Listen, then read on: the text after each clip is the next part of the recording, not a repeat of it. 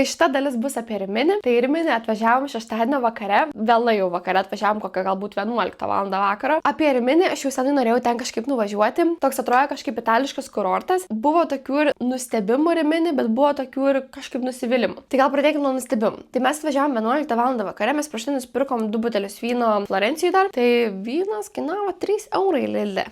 Tai mes pasiėmėm tą vyną, susipylėm į vandens buteliukus, žodžiu, kaip tikrai lietuviai, ir nuėjom prie jūros atsisėdom, pasiėmėm stiklytės, vyną, užsikloti kažką. Šiaip nesimaudėm, jeigu būtų buvę šilčiau, koks plus 10 laipsnių šilčiau, tai gal būtume išsimaudę, bet buvo 15 laipsnių vakare.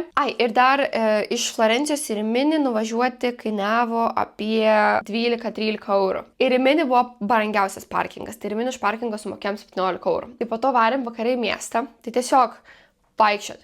Tai vat kas labai nustebino, jog miestas buvo gyvas. Nes mes atvažiavom gal 11 val. Tai mes ėjom dar pasivaikščioti 1-2 nakties ir labai daug kas dirbo naktį, tarsi suvenyrai, parduotuvytės, visa kita, viskas naktį dirbo. Tai tai žiauriai buvo faina. Žiūrite atsikėlus ir reikėjo keltis 9 val. Nes 10 turėjom išsikrausti, 10 išėjom iš to viešbučio.